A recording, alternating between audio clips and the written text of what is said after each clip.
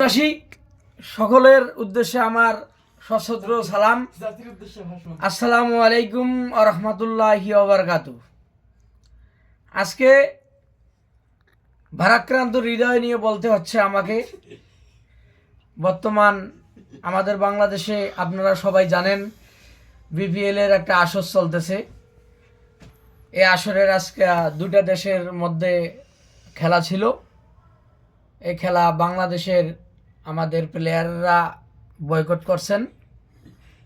এটা আসলে একটা দুঃখজনক ব্যাপার। এটা দেশের জন্য, জাতির জন্য এটা একটা কলঙ্ক অধ্যায়। আজকে এটা আমাদের জন্য কোনোভাবেই কাম্য না।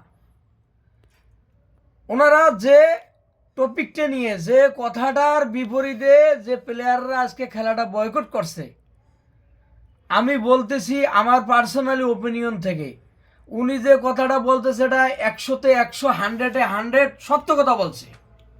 কারণ আমরা অন্য ছোট ছোট দেশ, তারা খেলা এখনো শিখেই নাই, তাদের যে পারফরমেন্স, তাদের সাথে আমরা যে বাংলাদেশের বর্তমানে যে অবস্থাটা আছে ক্রিকেট, আমরা যেভাবে ইনভেস্ট করতেছি, যত টাকা আমাদের খরচ, আমাদের কস্টিং, সেই অনুযায়ী তাদের পারফরমেন্স নাই।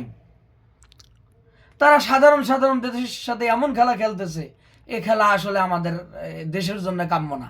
এর চাইতে আমাদের দেশের যে লেডিসরা আছে, যারা লেডিস আমাদের বোনেরা আছে, ওদের সাথে শত শত হাজার গুণে পারফরমেন্স ভালো।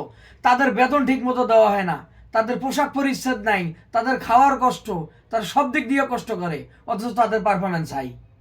আর তাদেরকে সোনার কাঠের পালঙ্কে বয়ে রাখছি, কোনো পারফরমেন্স নাই, কিছু নাই।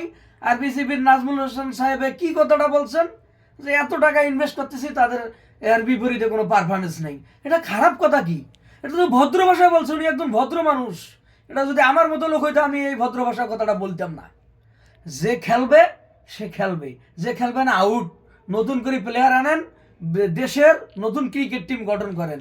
আমি বিসিবি পরিচালককে বলতেছি, দেশের প্রধানকে বলতেছি, সবার উদ্দেশ্যে বলতেছি, এটা ওদেরকে বাদ দেন, বাদ দিয়ে নতুন করে প্লেয়ার নেন।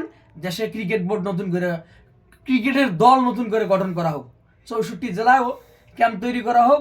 3 মাসের জন্য প্লেয়ার আসবে, খেলবে। এই 64 জেলা থেকে আমরা প্লেয়ার তুলে আইনা নতুন করে দল গঠন করব।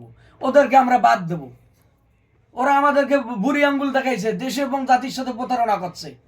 একজন পরিচালক, তিনি ভারাক্রান্ত হৃদয় নিয়ে কথাটা বলছে। ওনার এই কথাটা বলা আমি 100 বার সেলুট করি। 100 নাজমুল হোসেন যে কথাটা বলছে, আমি ওনার সাথে একমত। ওকে, আসসালামু আলাইকুম।